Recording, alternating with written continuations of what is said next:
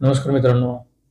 महाराष्ट्र विधानसभेचा निकाल लागलेला आहे आणि महाराष्ट्र विधानसभेच्या निकालामध्ये 288 जागेपैकी भाजप पक्ष सगळ्यात मोठा पक्ष म्हणून उदयास आलेला आहे. तर महाविकास आघाडीमधले जे पक्ष आहेत त्यांना अनपेक्षित असं अपयश आलेलं आहे. तर महायुतीमधल्या पक्षांना अपेक्षित जे यश होतं त्याच्यापेक्षा कितीतरी पटीनं मोठ्या प्रमाणात यश आलेलं आपल्याला दिसून येईल.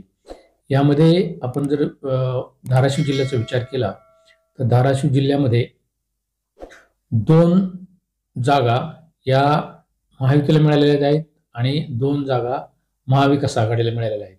तुळजापूर मतदारसंघामध्ये भाजपचे उमेदवार राणा जगजितसिंह पाटील यांना 1,30,352 मते पडलेले आहेत. तर काँग्रेस महाविकास आघाडीचे दुसरे प्रतिस्पर्धी जे आहेत उमेदवार त्यांना 93,842 मते पडलेली आहेत. यामध्ये 36,510 मते घेऊन भाजपाचे राणा जगजितसिंह पाटील हे पुन्हा आमदार झालेले आहेत. उस्मानाबाद मतदारसंघामध्ये महाविकास आघाडीचे उमेदवार म्हणजे ठाकरे गट शिवसेनेचे उमेदवार आहेत ते कैलास पाटील यांना 1,30,573 मते पडलेले आहेत. तर त्यांचे जवळचे प्रतिस्पर्धी अजित पिंगळे जे शिवसेना गटाचे उमेदवार आहेत त्यांना 54,007 मते पडले आहेत. यामध्ये 36,566 मते घेऊन महाविकास आघाडीचे उमेदवार कैलास पाटील हे विजयी झालेले आहेत. तर परांडा विधानसभा मतदारसंघामध्ये महायुतीचे उमेदवार प्राध्यापक तानाजी सावंत यांना 1,03,254 मते पडलेले आहेत.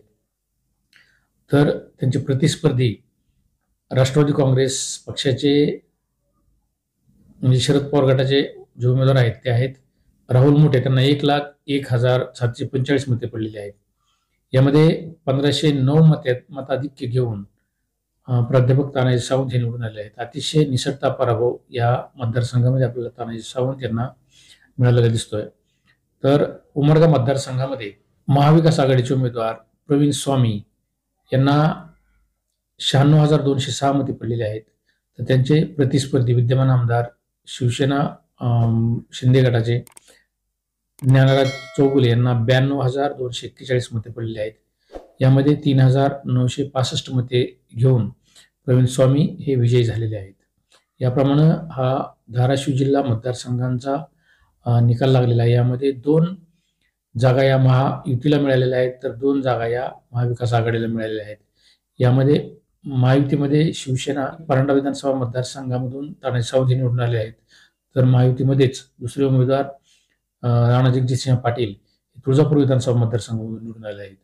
महाविकास आघाडीतर्फे कैलास पाटील हे उस्मानाबाद मतदारसंघामधून निवडून आलेले आहेत. तर त्यांचे दुसरे सहकारी प्रवीण स्वामी हे उमरगा मतदारसंघामधून निवडून आलेले आहेत. धन्यवाद मित्रांनो.